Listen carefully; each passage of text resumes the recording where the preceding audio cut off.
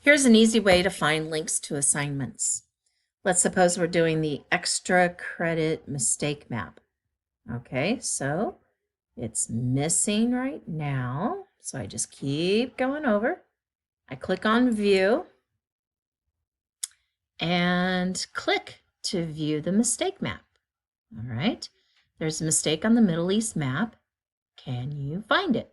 The link says to print and circle the mistake.